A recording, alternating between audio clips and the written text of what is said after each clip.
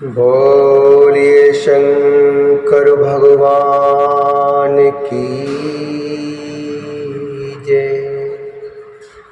भगवती मैया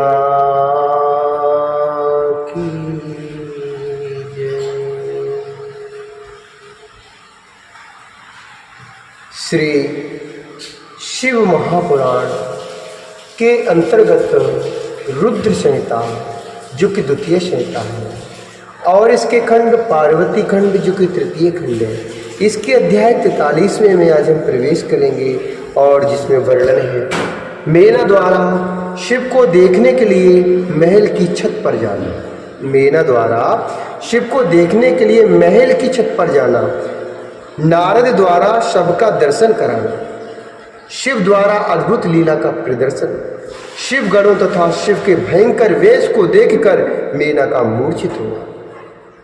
मेना बोली, हे मुनि, मैं पहले गिरजा के होने वाले पति को देखूंगी।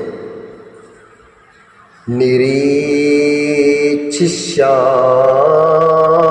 प्रथमम्। मेना बोली, निरीक्षिष्यामि प्रथमम् मुने तम गिरिजापतिं कीदृशं शिवरूपं हि यदर्थे तप उत्तमं यदर्थे तप उत्तमम। मेना बोली, हे मुने, मैं पहले गिरजा के होने वाले पति को देखूंगी जिनके लिए उसके द्वारा उत्तम तप किया गया है। उन शिव का रूप कैसा है, उन शिव का रूप कैसा है, आकृति कैसी है। ब्रह्मा जी बोले, हे मुने, इस प्रकार अज्ञान के वशीभूत वे मेना शिव को दर्शन के लिए आपके साथ शीघ्र ही चंद्रशाला पर गई। हे तात, उस समय प्रभु शिव जी भी अपने प्रति उनके अहंकार को जानकर अद्भुत लीला करके मुंशी और विष्णु से बोले। शिव जी ने कहा, हे तात, मदाज्ञायुवामितातौ सदेवौ च पृथक् पृथक्। मदाज्ञायुवामतातौ सदेवौ च पृथक् पृथक्। गच्छतम हि गिरिद्वारं वयं पश्चाद् व्रजेमहे। गच्छतम हि गिरिद्वारं वयं पश्चाद् व्रजेमहे। शिव जी ने कहा, हे तात, आप दोनों मेरी आज्ञा से देवताओं के साथ अलग अलग पर्वत हिमालय के दरवाजे पर चले, हम लोग बाद में चलेंगे। ब्रह्मा जी बोले, यह सुनकर विष्णु ने सभी देवगणों को बुलाकर वैसा करने को कहा। उसके बाद सभी देवता शिव में चित्त लगाए हुए उत्सुक होकर चलने लगे। हे मुने, उसी समय शिव जी के दर्शन की इच्छा से मेना भी तुमको साथ लेकर महल की अटारी अर्थात छत पर गई। तब तुम उन्हें इस प्रकार दिखाने लगे जिससे उनका हृदय विदीर्ण हो। हे मुने, उस समय परम शुभ सेना को देखती हुई मेना सामान्य रूप से हर्षित हो उठी। सबसे पहले सुंदर वस्त्र धारण किए हुए शुभ नाना प्रकार के आभूषणों से विभूषित, विविध वाहनों से युक्त, अनेक प्रकार के बाजे बजाने में तत्पर और विचित्र पताकाओं तथा अप्सराओं को अपने साथ लिए हुए गंधर्व आए।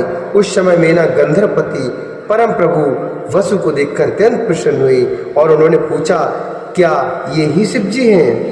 हे ऋषि श्रेष्ठ, शिवश्री गणिकायते ना शिवो वयं शिवापति इत्येवं त्वं ततिस्ताम वै अवोचर्षि सत्यम। हे ऋषि श्रेष्ठ, तब आपने उनसे यह कहा, ये शिव जी के गणे हैं, शिवा के पति शंकर जी नहीं हैं। यह सुनकर मेना ने विचार किया कि जो इनसे भी अधिक श्रेष्ठ है वह कैसा होगा। उसी समय जो मणिग्रीव आदि यक्ष थे उनकी सेना को उन्होंने देखा, जिनकी शोभा गंधर्वों से दुगनी थी। यक्षाधिपति मणिग्रीव को अत्यंत शोभा से समन्वित देखकर ये शिवा स्वामी रुद्र है। मीरा ने हर्षित होकर ऐसा कहा, हे नारद, तब तुमने कहा ये शिवा स्वामी रुद्र नहीं है, ये तो शिव के सेवक हैं। उसी समय अग्निदेव आ गए। मणिग्रीव की अपेक्षा उनकी दुगनी शोभा देखकर मीरा ने पूछा, क्या ये ही गिरजा के स्वामी रुद्र हैं? तब आपने कहा नहीं। तत्पश्चात उनकी भी शोभा से द्विगुणित शोभा युक्त यम आए। उन्हें देखकर प्रसन्न होकर मीरा ने कहा, क्या ये रुद्र हैं? तब आपने उनसे कहा नहीं। उसी समय उनसे भी द्विगुणित शोभा धारण किए हुए पुण्य जनों के प्रभु शुभ नृत्य आए। उन्हें देखकर मीरा ने प्रसन्न होकर कहा, क्या ये ही पार्वती के पति हैं? तब आपने उनसे कहा नहीं। तभी वरुण आ गए। नृत्य से भी दुगनी शोभा को देखकर, अर्थात नृत्य से भी दुगनी शोभा उनकी देखकर उन मीरा ने कहा, क्या ये ही गिरजा स्वामी रुद्र हैं? तब आपने कहा नहीं। तदंतर उनसे भी दुगनी शोभा धारण किए वायुदेव आए हैं। उनको देखकर मीरा ने हर्षित होकर कहा, क्या ये ही रुद्रदेव हैं? तब आपने उनसे कहा नहीं। उसी समय गुहेकपति कुबेर उनसे भी दुगनी शोभा धारण किए हुए वहाँ पर उपस्थित हुए। उनको देखकर प्रसन्न होकर मीरा ने कहा, क्या ये ही रुद्र हैं? तब आपने उनसे भी कहा नहीं। इतने में ईशान देव आ गए। कुबेर से भी दुगनी उनकी शोभा को देखकर मीरा ने कहा, क्या ये गिरजापति रुद्र हैं? तब आपने कहा नहीं, ये भी नहीं। तदंतर उनसे भी दुगनी शोभा से संपन्न सभी देवताओं में श्रेष्ठ अनेक प्रकार की दिव्य कांति वाले और स्वर्गलोक के स्वामी इंद्र आए। उनको देखकर मीरा बोली, क्या ये ही शंकर हैं? तब आपने कहा नहीं, ये भी नहीं है, ये तो देवराज इंद्र हैं, वे नहीं है ये। तब उनसे भी दुगनी शोभा धारण करने वाले चंद्रमा आए। उन्हें देखकर मीरा बोली, क्या ये ही रुद्रदेव हैं? तब आपने कहा नहीं, ये भी नहीं। इसके बाद उनसे भी दुगनी शोभा धारण करने वाले सूर्य आए। उन्हें देखकर मीरा ने कहा, क्या यही शिव हैं? आपने कहा नहीं, ये भी नहीं है। इतने में तेजो राशि भृगुवाद मुनीश्वर अपने शिष्यों से वहां पहुंच गए। उनके मध्य में बृहस्पति को देखकर मीरा बोली, क्या यही गिरजापति रुद्र हैं? तब आपने कहा नहीं, ये भी नहीं। उसके बाद तेजो के महाराज तथा साक्षात धर्म के पुंज के समान में ब्रह्मा होता हुआ ऋषियों तथा पुत्रों के सहित उपस्थित हुआ। हे मुने, मुझे देखकर मीरा बहुत प्रसन्न हुई और उन्होंने कहा, क्या ये ही शिव हैं? तब भी आपने उनसे कहा नहीं, ये भी नहीं है। इसी बीच संपूर्ण शोभा से युक्त श्रीमान मेघ के समान श्याम बड़ वाले 4 भुजाओं से युक्त करोड़ों कामदेव के समान कमनीय पीतांबर धारण किए हुए अपने तेज से प्रकाशित कमल नयन शांत स्वभाव श्रेष्ठ गरुड़ पर सवार शंख आदि लक्षणों से युक्त मुकुट आदि से विभूषित बच्छा स्थल पर श्री वत्स का चिन्ह धारण किए हुए अप्रमेय कांत से संपन्न लक्ष्मीपति भगवान विष्णु वहां है।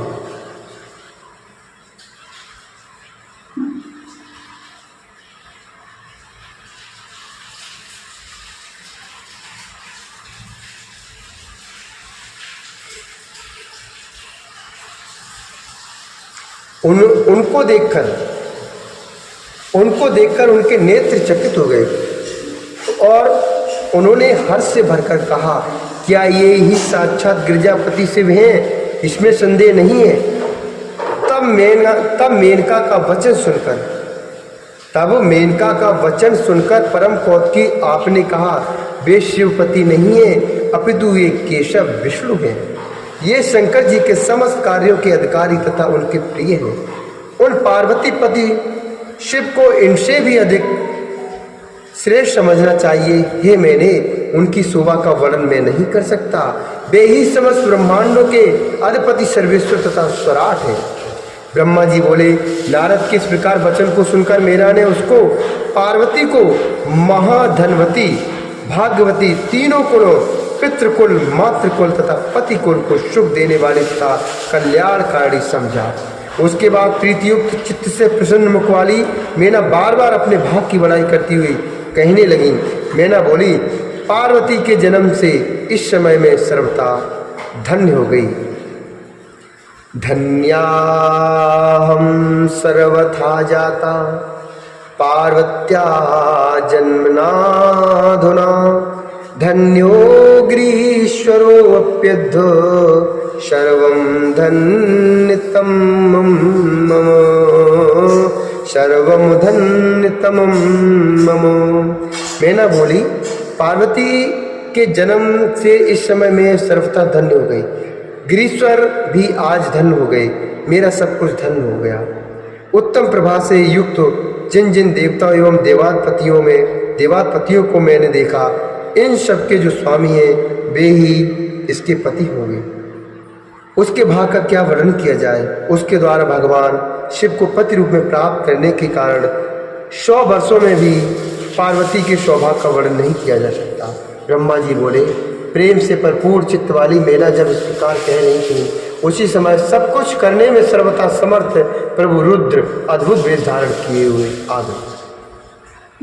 हे तात, उनके गढ़ भी अद्भुत थे, जो मैना के गर्भ को दूर करने वाले थे। उस समय प्रभु रुद्र अपने को माया से निर्लिप्त तथा निर्विकार दिखा रहे थे।